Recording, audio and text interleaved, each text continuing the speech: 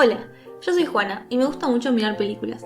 Y yo soy Lu y veo muchas series. Bienvenidos a otro episodio de Intereses Conectados, donde todas las semanas buscamos una conexión entre una serie y una película. En este episodio vamos a estar discutiendo una serie y una película de la década del 90. En esta semana voy a estar hablando de Friends, una sitcom que supongo que casi todo el mundo ya vio, pero por las dudas les cuento que es una serie que se estrenó en 1994 y muestra la amistad entre 3 mujeres y 3 varones de unos 20 años que viven en Nueva York. ¿Vos, Juana, qué película elegiste? Yo elegí Clueless, una adaptación del libro de Jane Austen, Emma, pero que transcurre en la década del 90, teniendo a Cher Horowitz, una californiana rica y rubia, como protagonista. Bueno, para ir adentrándonos un poco en nuestro tema, creo que la mejor forma de pensar en Friends es como una cápsula del tiempo que guardó un poquito cómo era la vida en los 90 o cómo era la vida en los 90 para los jóvenes blancos estadounidenses que vivían en Nueva York. Claro. Muy específico. Sí. Por ejemplo, podemos ver el lenguaje informal que se usaba en la época, la ropa, los peinados, pero también cosas menos superficiales, porque en una década en la cual el divorcio no era tan tabú y era bastante común, me parece que está bueno que nos muestran cómo Ross en el primer episodio se está divorciando y más adelante vemos cómo mantiene una relación cordial con su ex ya que comparten un hijo. O sea, claramente la tenencia del hijo o la relación de Ross con el hijo no era un tema central en la serie, pero está bueno igual que exista la historia en la trama. Sí. Otra cosa que podemos ver a través de Friends, como si estuviéramos viajando un poco en el tiempo, es la homofobia de los 90. Podríamos darle una medalla de participación a los creadores de la serie por haber intentado, por lo menos, incluir personajes LGBT en la historia, pero evidentemente no podemos decir que lo hayan hecho muy bien. Chandler, por ejemplo, tenía un papá trans y básicamente odiaba que fuera feliz, o sea, siendo una mujer libre, creo que vivía en Las Vegas. Igual, no podemos culpar tampoco mucho a Chandler porque las memorias que cuenta sobre su niñez suelen dejarte con ganas de llamar a un trabajador social. Sí. Y esto claramente no ayuda a sacarnos la idea de que ser parte del colectivo LGBT no te convierte en un depravado sexual que debería mantenerse lejos de los niños. O sea, el estigma no estaba solo de parte de Chandler, también de los escritores. Claro, sí. Y justamente Ross no quiere contratar un niñero varón en un momento en la serie porque piensa que debe ser gay para querer ser niñero y no quiere entonces que esté cerca de su bebé. O sea, un horror. Sí. Y estos solamente son 2 ejemplos, pero hay bastante humor homofóbico que podemos pensar por ahí como parte de la década. Sí, totalmente. Ahora, quiero que quede claro que yo diciendo esto no significa que me parezca que está bien. O sea, sino que no estaba tan condenado a hacer comentarios de este tipo en ese momento. Pero esto no implica tampoco que todo el mundo fuera homofóbico, porque hay un montón de series y películas de esa época que de hecho tienen mejor representación sin caer en convertir a las diversidades en el remate de un chiste. Sí. Simplemente es algo que estaba menos condenado en el momento. Claro. Y pasa lo mismo con la falta de diversidad de personas que no sean blancas, porque los protagonistas son todos blancos y muy pocas veces aparecen personajes que no lo sean. Claramente el elenco de Friends no solo no es representativo de los Estados Unidos, pero todavía es menos representativo de una ciudad tan diversa como Nueva York. Ahora, si pensamos en cosas incómodas de ver en Friends, es la gordofobia, porque parte de la trama se basa en cómo Mónica tenía mucho sobrepeso cuando era chica, y esto es visto como algo gracioso y hace muchos chistes sobre el tema años después. Encima, la razón por la que baja de peso es porque Chandler se burla de ella en su adolescencia. Y esto no solo es horrible, porque nadie defiende a Mónica en el momento, sino porque encima nos muestran que baja de peso por venganza y que básicamente entonces el problema era suyo por no esforzarse en bajar de peso, porque cuando quiere, por esta razón, de la nada, o sea, milagrosamente baja de peso y tiene el cuerpo de Courtney Cox. Claro, sí. No tiene mucho sentido además. No, es bastante insensible tratar el tema de esa forma. Sí, totalmente. Otra cosa incómoda sobre el tema, en la temporada 6 hay 2 episodios especiales sobre cómo habría sido las vidas de los amigos si algunas cosas de la primera temporada no hubieran pasado como pasaron. Y en esta realidad paralela, Mónica no solo nunca bajó de peso, sino que encima inexplicablemente es como, no sé, re tonta e inocente, o sea, como si fuera gorda la hiciera ser, no sé, idiota, es como, ¿qué onda? Sí, es algo bastante común, me parece, en como tropos respecto a personas gordas, como asociarlas como a una mirada infantil o de Sí. estupidez. Sí, es como una persona infantil, Sí, punto. Es muy raro, sí, no sé de dónde nace, la verdad. no sé. Pero encima no se ríen solo del aspecto de Mónica. Los personajes también hacen comentarios sobre el aspecto de todo el mundo, como si fuera gracioso o como si estuviera bien. En un episodio incluso aparece Danny DeVito y su personaje se pone a llorar por cómo lo tratan, o sea, un horror. Sí, eso es horrible, la verdad, no me da ganas de reír, me deprime. Claro. Pero bueno, para redondear, si tratamos a Friends como una cápsula del tiempo, creo que podemos ver un poco cómo era la estética de los 90, pero también algunas actitudes que ahora, por suerte, generalmente están más condenadas de lo que eran antes. Claro, totalmente.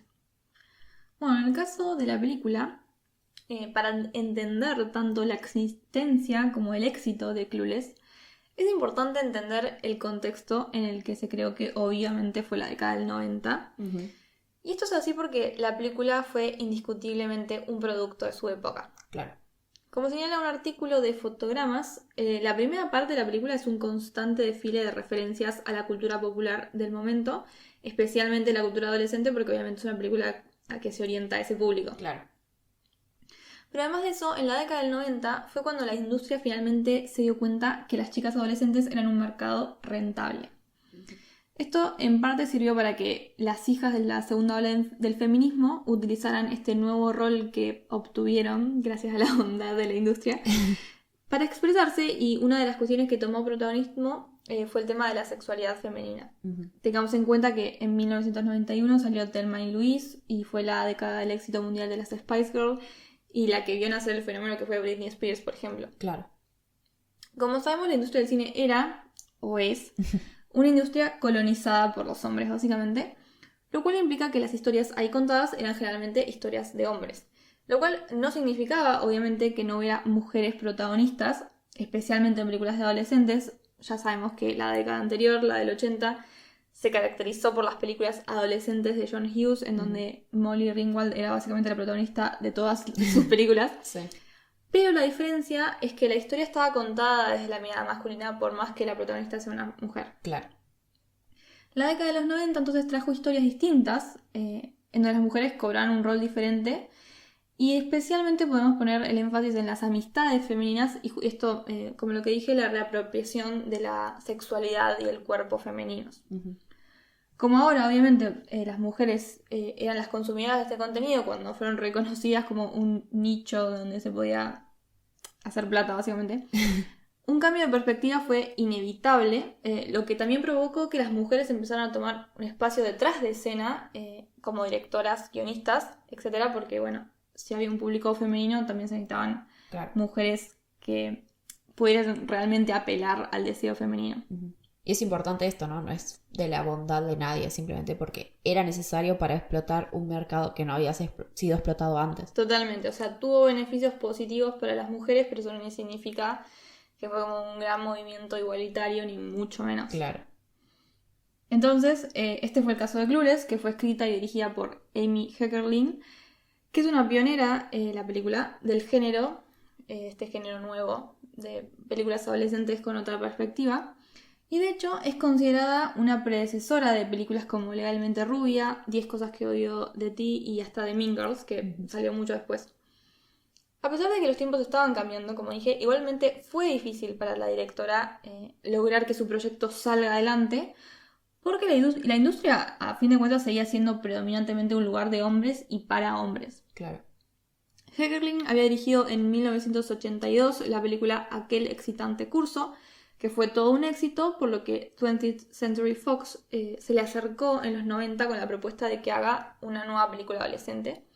Pero ella solo aceptó con la condición de que no fuese una teen movie corriente, sino una sátira, lo que resultó en un piloto de televisión llamado No Worries, que sería la primera semilla de lo que terminó siendo Clueless.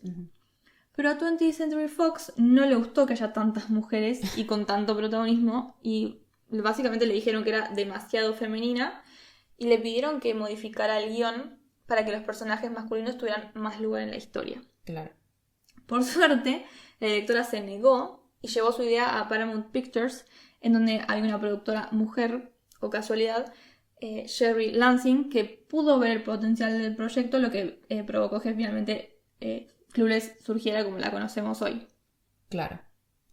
Bueno, Friends no tuvo tantos problemas para conseguir una productora. ¡Qué sorpresa! Porque la idea llegó a NBC y se quedó ahí, aunque haya cambiado un par de veces de nombre, actores y trama. Pero ya la idea llegó y quedó. Claro. Y la serie no está inspirada en un libro como Clueless, pero creo que los creadores pueden haber tomado prestadas ideas de otros programas. Es más, hay un poco de controversia sobre el tema, porque un año antes del estreno de Friends, se estrenó la serie Living Single, que es una serie sobre un grupo de 6 amigos veinteañeros conformado por unas chicas que compartían departamento en Nueva York y unos chicos que vivían juntos en el mismo edificio. Y también algunos de estos personajes tenían tensión romántica y finalmente terminaron siendo parejas. La diferencia más destacable entre estos dos programas, que es básicamente el mismo programa, es que en Living Single el elenco era negro y en Friends era blanco. Suena demasiado sospechoso. Sí. Y, a ver, era de esperar que el formato de Living Single iba a ser retomado por otros programas porque generalmente las sitcoms mostraban la vida en los suburbios y acá podíamos ver cómo era la vida urbana, algo que se veía más moderno, más copado, más nuevo. Claro. Y esto es algo que también había hecho Seinfeld en 1989. Pero bueno, Friends probablemente llevó esto de agarrar el formato un poco al extremo, porque básicamente copió la trama de Living Single, pero sin incluir el contenido social que tenía, porque los personajes de Living Single necesitaban trabajos importantes para vivir cómodamente en Nueva York, aunque vivían en Brooklyn, mientras que los personajes de Friends, siendo blancos y en su mayoría teniendo familias acomodadas, tenían trabajos más dudosos, pero de alguna forma seguían teniendo estilos de vida cómodos y en un barrio muy caro en Manhattan. O sea, es el mismo programa, pero como en una utopía blanca. Sí, o sea, encima de que robaron el formato, ni siquiera se dignaron, o por lo menos que tenga un poco más de peso la trama teniendo, no sé, diversidad. Claro, sí. Podrían haber hecho un mejor trabajo, pero bueno. Bueno, como ya dije, y como por ahí saben, Clueless es una readaptación de Emma, la novela de Jane Austen. Así que quería hablar un poco sobre los paralelismos y las diferencias entre ambas. Porque por ahí parece lo más random del universo que esa película esté basada en un libro de Jane Austen. Por empezar, obviamente, el personaje principal se llama distinto. La protagonista de Jane Austen se llama Emma, obviamente. Y en Clueless se llama Cher, por la cantante. Emma transcurre encima en el siglo XIX y es una aristócrata inglesa. Mientras que Cher es una adolescente en la década de 1990 y en vez de aristócrata, obviamente, es una californiana adinerada cuyo padre es abogado. El aspecto de casamentero de Emma se mantiene, aunque cambian un poco los objetivos y las razones. Y Clueless por ahí es menos satírica, pero mantiene su buena cuota de humor. Y ambas protagonistas podemos decir que viven en las nubes, pero tienen buenas intenciones, como que eso las caracteriza. Claro.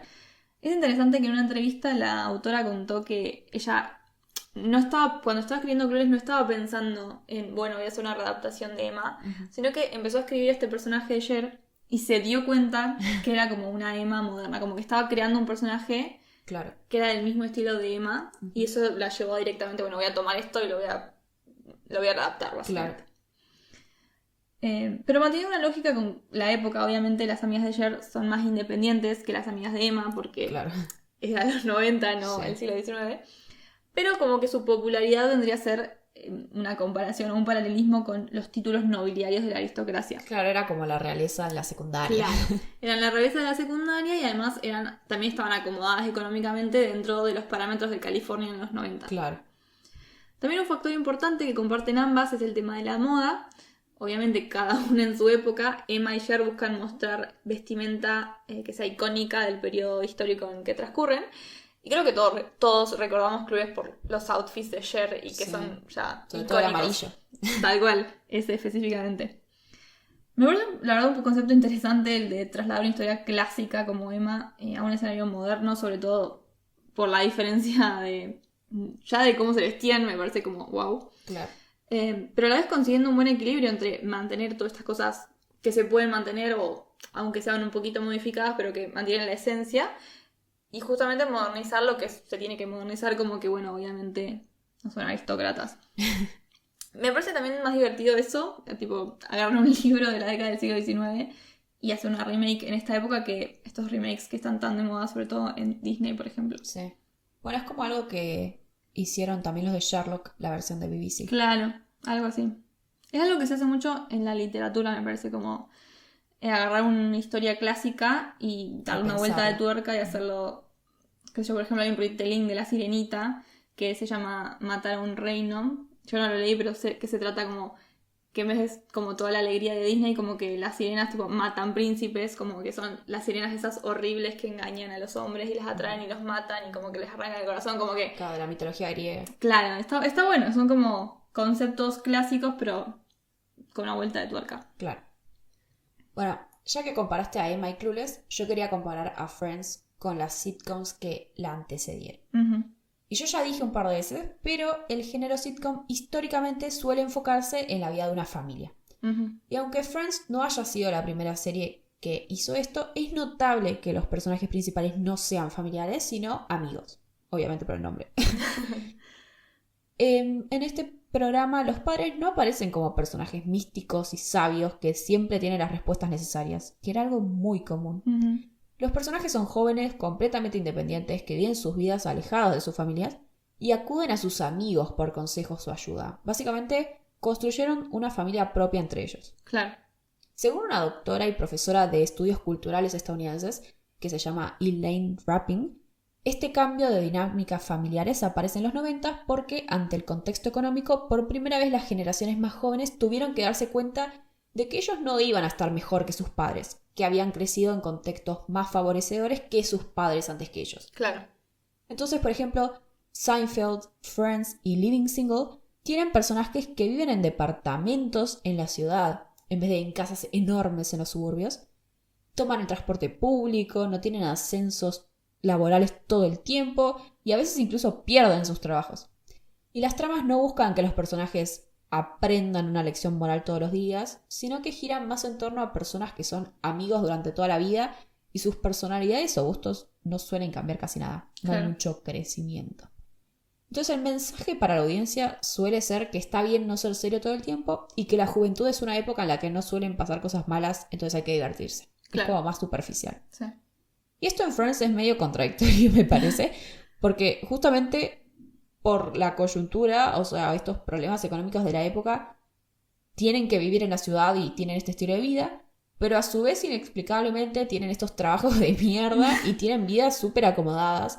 Se la pasan en el café, se van de vacaciones juntos un par de veces, o sea, cuando van a Londres todos, sí. ¿Cómo puedes ir a Londres si se supone que no deberías ni poder pagar el alquiler? Claro. En cambio, otros programas de la época, por ejemplo como Roseanne, se ve no solo esta crisis económica de los 90, sino también qué significó esto para los personajes. O sea, no podían pagar la renta, ese es el problema. Claro. Pero bueno, entonces yo creo que Friends es un producto de su época, pero tomó elementos del momento y los suavizó para generar un contenido livianito en el cual lo más importante es pasarla bien con tus amigos.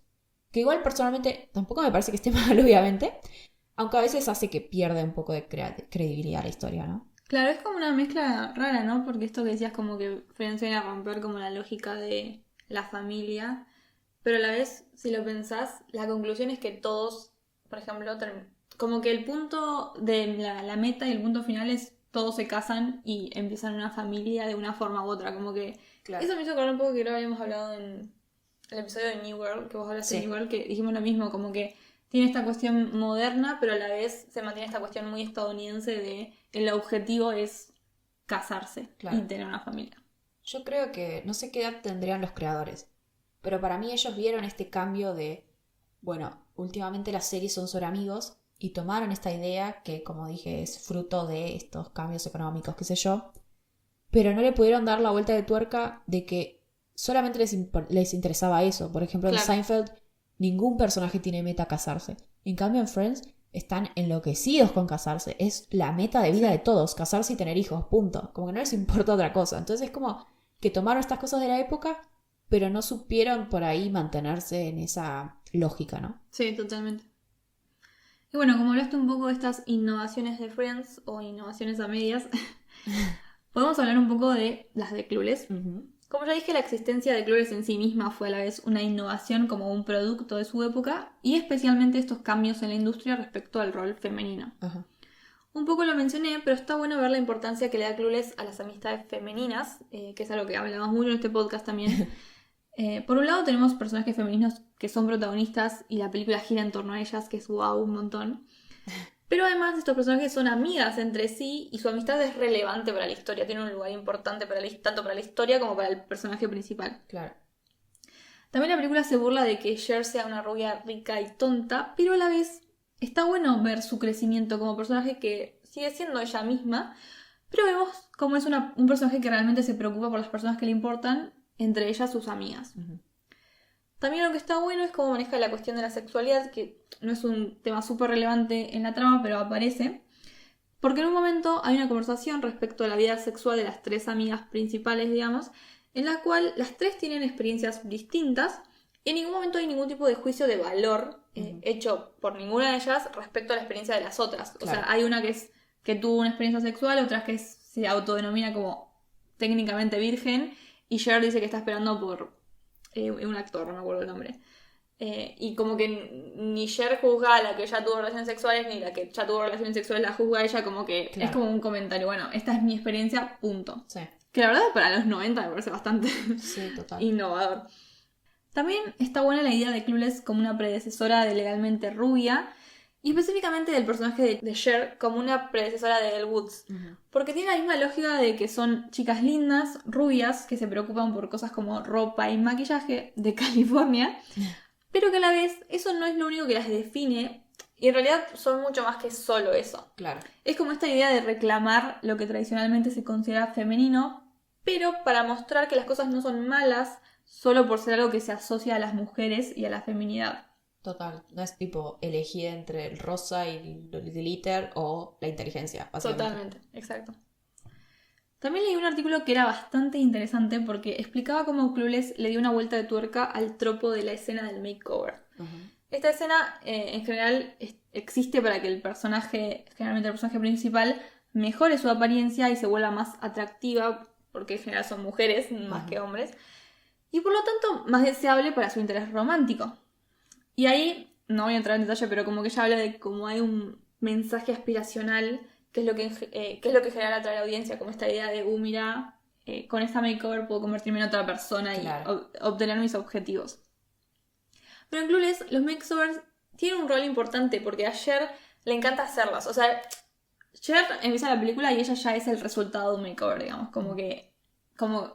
No es como que Cher, una chica nerd, le hacen un makeover y es una diosa. Claro. Ella entra a la película ya con su makeover hecho y es como su marca es hacerlos. Claro. Y de hecho una amiga dice como qué es lo que le da control en un mundo en donde no existe el control. Como que es un concepto interesante, la verdad. Claro. Entonces, como le encanta hacerlas, eso hace con una chica nueva de su escuela, le hace un makeover haciendo que la chica se vea más convencionalmente atractiva y más apta para ser una de las populares. Pero a medida que se adapta a ese mundo de los populares, la chica se vuelve cada vez peor como persona y se empieza a llevar mal con Cher, de hecho. Entonces, ese es el momento de epifanía de Cher, podemos decir, que puede ser muy cliché por un lado, ¿no? Darse cuenta de la importancia de lo interior más allá de lo físico. Pero dado el estilo de la película, que es medio humorístico, y el personaje de Cher en sí mismo, termina resonando bien. No se siente como que me están, como, mira qué boludez que me están contando. Sí. Porque además, como dije antes, tampoco reniega de la feminidad, ni de que la gente le pueda gustar la ropa y vestirse bien. Entonces, ese tropo revertido termina ayudando a que ella crezca como persona y también ella se vuelve más creíble para el espectador sin caer en, mira, soy una chica inteligente que usa jogging y lee libros y no puedo ponerme un vestido porque eso me hace tonta. Claro, sí, sí. O sea, es como siendo liviana llega a estos mensajes más por ahí profundos o que te dejan pensando o que te dejan buenos mensajes, que es por ahí donde falló Friends al ser liviano perdió de vista estos mensajes. Claro, no es contradictorio. Se puede tener una trama liviana y entretenida y tener cosas importantes de fondo. Claro. Que de hecho ya dimos muchos ejemplos en este Sí, podcast de cómo siempre. Creo que son las cosas que más nos gustan a nosotras Obvio, ver. sí. Bueno, para pasar a qué nos pareció. Friends es de las series más vistas y es por una razón. Es muy divertida y tiene escenas y personajes fáciles de recordar. La realidad es que tiene un montón de cosas que envejecieron mal, como Sí. ya mencioné. Pero me parece que realmente la mejor forma de verla es como lo que dije, una cápsula del tiempo. O sea, hay cosas buenas y malas en el pasado y está bueno recordar ambas. Entonces, sí hay cosas que por ahí ya no dan gracia, pero si ves Friends, míralas y no te rías y listo, ¿no? No es como, Totalmente. no hay que cancelar la serie. Entonces, personalmente no es de mis favoritas, porque por ahí no puedo disfrutar todos los episodios como los habría disfrutado en los 90. Pero igual creo que está bueno verla y que es divertida. No tengo un problema personal con la serie. Yo creo que es una serie para ver, para pasar un buen momento, porque además tiene chistes que por ahí para algunas personas sean tontos, pero son divertidos, Sí. sacándolo, o sea, y esto que decís vos como, bueno, ignorando los chistes problemáticos, te puedes divertir con esas cosas más sencillas. Sí, es una buena comedia y por algo es de las más vistas. Sí. Bueno, en mi caso la verdad que Clueless ya es un clásico a esta altura y creo que es hasta considerada de culto. Para mí es divertida y la verdad que poco problemática para los estándares de la época. Sí. Así que me gusta bastante y la vería de nuevo. Y además actúa Paul Rudd, lo que siempre es un plus, que además también actúa en Friends. Sí, por eso hay que ver ambas. Exactamente. Esto es todo por esta semana. Esperamos que les haya gustado. No se olviden de suscribirse, clicar en la campanita para recibir notificaciones cuando subamos un video y comentar si les gustó el episodio. Hasta la semana que viene.